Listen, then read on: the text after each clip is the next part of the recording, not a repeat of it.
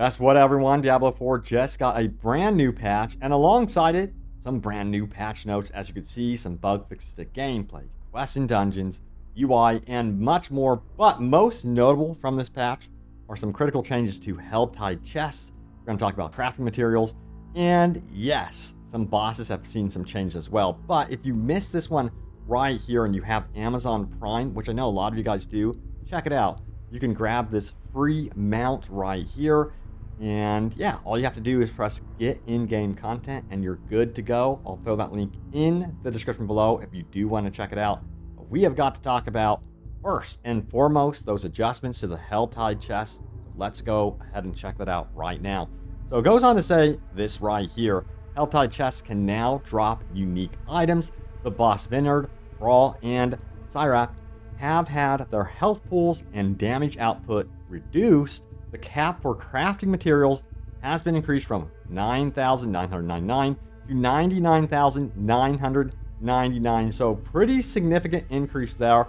I know a lot of you will rejoice with that one. Some of you will be like, why isn't it just infinite?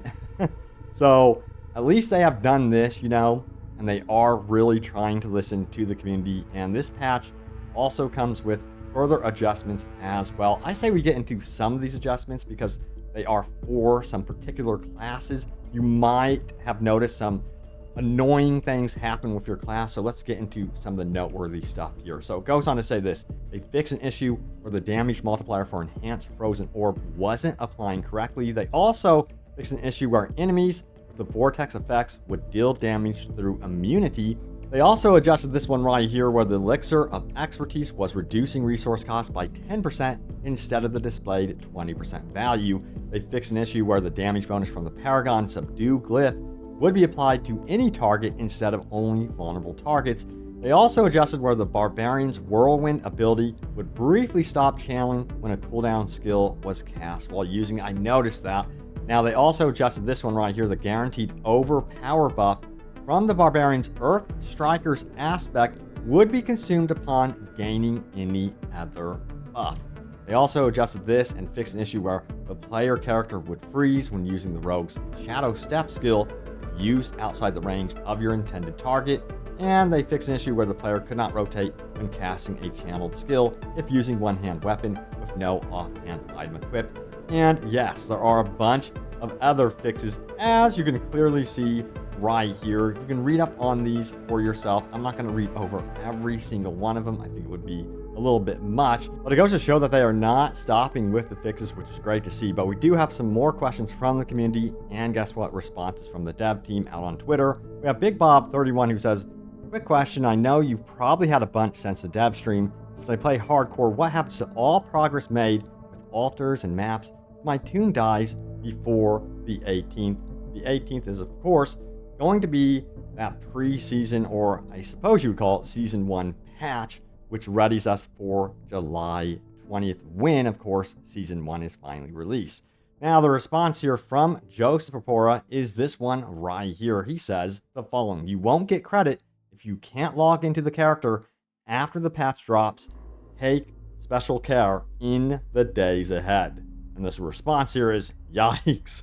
Okay, thanks. So yeah, if you are a hardcore player on Diablo 4 right now, be warned, you might want to be very careful, of course. Now, if you do survive and you make it to the 18th, well, this is what will carry over to your seasonal character, if you're wondering. This also applies to softcore characters as well. So on the blog post, just to summarize real quick, if you are a bit lost and confused, it says right here that yes, you will have the option to skip the campaign. You have to complete the campaign previously, of course. Your mount will be available immediately. All previously discovered altars of Lilith will be unlocked and the corresponding renown for them. All previously discovered areas of the map are filled and the corresponding renown for them. So if you have a hardcore character that has all this accomplished and you die before the 18th, well, you won't get credit for that on your new seasonal character. Wow. So yeah, be careful. All right, next question. We have this one right here. It says, will we be able to rebirth our characters into a seasonal one? And the response is from Joseph Cora, who says, not initially, but rebirth is a subject of discussion within the team. I know a lot of people really want to see this feature. I personally would be down for this, of course. And since it was in previous iterations of Diablo, it'd be really, really cool to see it return, since it seems like there's a portion of the community that really loves it. And we have this one right here from Zero, where we have to reach level 100 every season to complete the battle pass, because I'm barely getting my first character there after 280 hours, LOL. And the response is this one, no, definitely not. So that is not a worry. If you're worried about capping out on the battle pass and a requirement being, hey, you have to hit level 100, that is not going to be the case whatsoever. They're pretty confident that you would be able to, like, somewhat casually be able to get through the battle pass, because I feel like they're giving you ample time with one season, which, again, if you did not know, one season is going to be lasting 3 months, and then we'll be introduced to another season, and so on and so forth. And yes, we have a Q&A with the dev team as well, so let's get straight into it now. This was actually transcribed by P&D Mike on Reddit from the dev stream, but I think a lot of you guys might have missed this one, so check it out right here. It says, any updates around respecing a character? Heard feedback about respecing costs and user experience. This is the response, by the way. There's things that will improve the flow of respecing, but no date they can commit to evaluating gold economy to determine the price. New reward in seasons called Scroll of Amnesias to reset whole character for no gold cost, by the way. Everything, all skills, all Paragon. So that's the response right there. They're very much being very careful about how they take their approach with a lot of this stuff. They also mentioned that on the stream as well. Now, there is something about Immortal here. That's a whole other thing I'm going to get into in just a moment, how a lot of you guys cannot stand that they combined Immortal with Diablo 4 on that stream. Now, for Diablo 4, it says, will seasonal mechanics be added to the Eternal Realm after the season ends? Initially, no. Malignant mechanics not planned to show up in the Eternal Realm currently. Reserving the right to make mechanics to be permanent part of the game, though, if they really improve the game, evaluated case-by-case basis. Now, Seasons is designed to have new build possibilities that are only possible in that season to keep players excited and allows new players to start on similar playing field. And I also feel like there's going to be this history with the Seasons where you're like, oh, do you remember how cool that was? So I think it could work out really cool, actually. All right, our next Diablo 4 question is, will transmogs carry over from the Eternal to Seasonal? It says, all transmogs transfer over with you from Eternal to Seasonal. If you ever unlock anything, your whole account will have access. Okay, the more you know. Now, it says, Nightmare Teleport was great, but why can't we teleport into the dungeon instead of the entrance? It was quick implementation from the team, and something they are looking into and optimizing in the future. So yeah, I remember I got a reply from you guys about that, and you guys nailed it. You guys said it looks like this was a quick implementation. So it seems to me they're very interested in improving this, and that gets me excited. It's a great start, but it would be nice to be able to just teleport straight into that dungeon entrance. I also saw a lot of you guys saying that sometimes still to this day, you're teleported outside the dungeon, you're thinking that you're inside the dungeon, and you start killing mobs, and you're like, wait a second, I'm not even in the dungeon. It happens. All right, so moving on, we have this one right here, Diablo 4. Will you be nerfing or buffing in the middle of seasons or only at the season's start? And the response is this: want to create a structure moment of time, but they will talk about more in the future streams on when to expect buffs and nerfs. They really want to try and reserve big buffs and nerfs, want to keep that more constrained, want to have fewer off-cycle balance updates pretty stable throughout the course of the season unless something super game-breaking or broken emerges. So that's great to hear. All right, for stash space, let's get an update on that one. So they hear everybody about this, big plans to improve it, not a quick fix, reiterating that gems will be part of materials. So if you're really frustrated right now, especially with stash space, it seems like they're listening. They have plans in the future. Now, how much time between seasons? Seasons will last 3 months, minimum of 12 weeks. And any plans on new classes for Diablo 4? Nothing to announce at this time, but they've teased this many times. I would definitely expect it.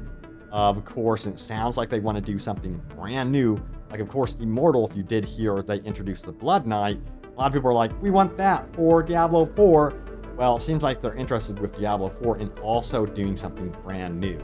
Now, it says they're wrapping up here, blog post. Okay, so, yeah, that is the Diablo 4 Q&A with the dev team, of course. So some interesting tidbits right there about seasons. Let me know if you guys are concerned about anything, but let's get into your comments about the live stream, about the seasons on my most recent video, which was, of course, this one right here, Season 1 full reveal. We're going to get into what you guys had to say about this one. This should be very interesting. So, we have Blueview3918 who says this: we'd like to see Necro minions addressed. It seems like they're being ignored. Not many people seem to be covering the fact that the Paragon board for Necro minions just does not work. Starting to lose faith that this will be fixed, anytime soon. Yeah, it surprises me too. Also considering that Rod Ferguson is such a huge fan of the Necromancer. It seems like they need to get with it because I've heard over and over again that you guys want adjustments and fixes for the minion build, in particular for the Necromancer. So I'm hoping that they at some point respond out on Twitter or through a new live stream or something about the Necromancer in particular. Now, we have Raven RPG who says this right here: I like the idea of an amnesia scroll, but we desperately need a loadout change on the fly. They encourage different playstyles, but don't offer a way to instantly change. Again, this is definitely one of those items with feedback that they have heard time and time again, and the response is that they are interested in this, and that's all they can say right now. Very likely down the road, since Diablo 3 had some sort of loadout system within it, that we would be getting that for Diablo 4. So yeah, that's what I think at least. That's my speculation. Next up, we have YouTube account 159 who says, if they do not slay the current inventory issue that is created by the numerous slots being used for aspects, gems, and sigils, then this particular issue is going to quickly become a monster of an issue for most of their player base very quickly. I'm already running into it. It is such a pain managing the inventory in this game. Of course, it's that limited space. They've got to get on this a little bit quicker than they intend, I think. So yeah, we'll see what they do, but they should put the gem tab issue as priority and then stash space right next to it. Yeah, so hopefully we get an update on when those changes would be happening. But yeah, thank you all so much for watching. Stay tuned here for more Diablo 4 news and updates, and I will see you all next time. Take care.